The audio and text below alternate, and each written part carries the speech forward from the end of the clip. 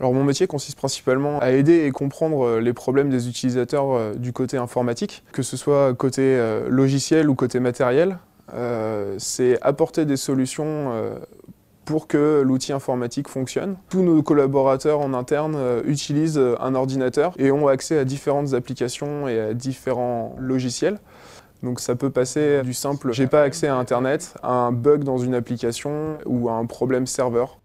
Son mot de passe était incorrect, donc ce que j'ai fait, c'est que je l'ai accompagné, je l'ai aidé et je lui ai permis de faire ses déclarations via Internet et non pas via un courrier. Une chose qui me plaît énormément dans ce métier, c'est de se lever le matin en ayant forcément des buts dans la journée, mais également en ayant beaucoup d'imprévus et toujours surmonter les problèmes et les difficultés. Donc ça, c'est un utilisateur, son disque dur a lâché. Heureusement, toutes les données sur lesquelles la personne travaillait en fait, ont été sauvegardées sur le réseau. Il y a un côté humain en permanence. On est tout le temps en train de les aider, entre guillemets, mais on leur apporte des solutions. Et c'est vrai que le côté humain et relationnel me plaît énormément aussi dans ce métier.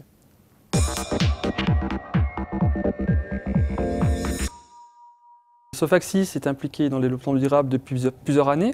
Il y a des actions très transversales à l'entreprise, donc on a mis en place par exemple des panneaux solaires photovoltaïques, on a mis en place une récupération d'énergie, des salles serveurs qui permettent en même temps de réchauffer, de chauffer les bâtiments.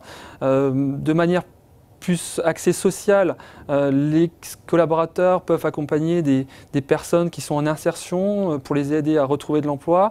Le développement durable a considérablement changé la façon de penser et la façon de réfléchir, ne serait-ce que dans la veille technologique. Aujourd'hui, on utilise de plus en plus de logiciels qui sont verts, entre guillemets, qui nous permettent de faire des économies, que ce soit au niveau de l'utilisation des processeurs, donc ce qui va nous permettre de faire des gains en électricité, en chaleur.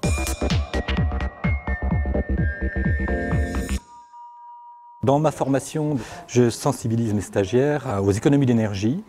Et afin de ne pas être obligé de se déplacer chez le client quand il y a la moindre panne, je sensibilise mes stagiaires aux outils de prise en main à distance qui soient efficaces. On propose aussi aux stagiaires d'apprendre à manipuler la virtualisation, de remplacer 20 machines par une machine. C'est très important au niveau de l'empreinte carbone de l'entreprise. Ce que vous voyez là, c'est une baie informatique.